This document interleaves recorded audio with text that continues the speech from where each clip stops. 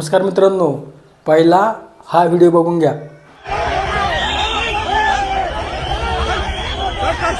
कसं मारतात पोलीस पा पोलीस कसे मारतात। एका चिमुकलीला बलात्कार केला आणि हे मारतात।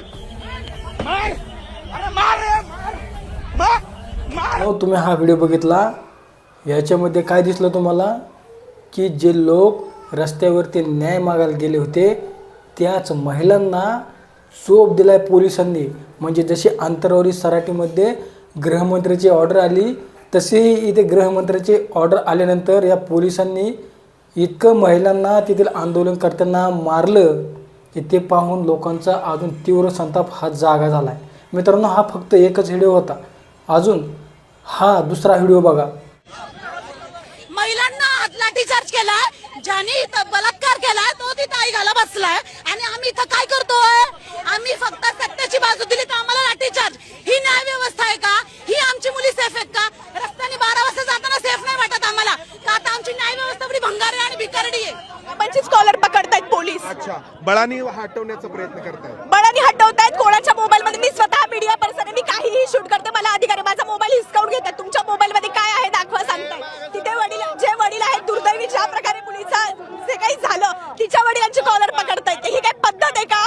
तर मित्रांनो, तुम्ही आता विचार करा की गृहमंत्री किती सक्षम आहेत आणि सांगतात की हे सरकार खूप चांगलं आहे, गृहमंत्री खूप कठोर निर्णय घेतात। मित्रांनो, आता तुम्ही सांगा, गृहमंत्र्यांना नपुसक म्हणायला पाहिजे की नाही म्हणायला पाहिजे? अहो, त्या चिमुरडीच्या वडिलांना सकट या पोलिसांनी सोडलं नाही, त्यांची सकट कालर धरली असं तेथील महिला सांगतात। म्हणजे विचार करा मित्रांनो, हे गृहमंत्री कसले महाराष्ट्राला लाभले तो? पुन्हा म्हणतात की लोक यांच्यावरती टीका करतात। अहो मित्रांनो, कसे बलात्कार थांबतील? जर न्यायव्यवस्था अशी असेल तर विचार करा ह्या देशाचं काय होईल। जर इथे न्याय मागत असताना पुन्हा त्या आंदोलनकर्त्यांना जर मारहाण होत असेल तर बलात्कार हे कसे थांबतील? मित्रांनो, आता तुम्ही विचार करा, हे खरंच महाराष्ट्राला असे गृहमंत्री लाभलेत ना, इथे एकालाही आत्तापर्यंत न्याय भेटला नाही।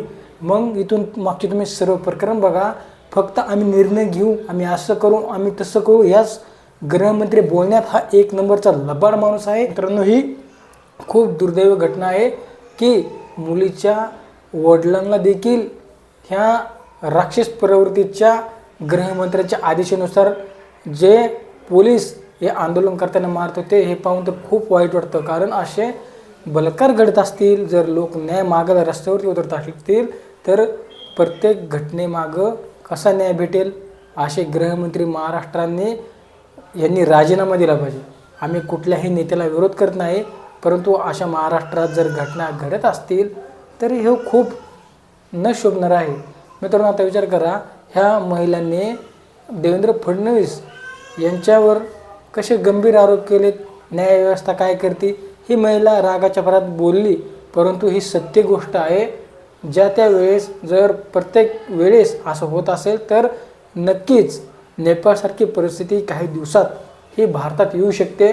जास्त दिवस काही ह्याला वेळ लागणार नाही। परंतु असे महाराष्ट्राला मुख्यमंत्री आणि गृहमंत्री जर असतील, जर प्रत्येक गोष्टीमध्ये जर कोणाला न्याय मागून भेटत नसेल, जर आंदोलनकर्त्यांना जर येथे चोप दिला जात असेल तर मात्र जेनजीसारखी नेपाळसारखी परिस्थिती या महाराष्ट्रामधून व्हायला सुरुवात आणि वेळ लागणार नाही।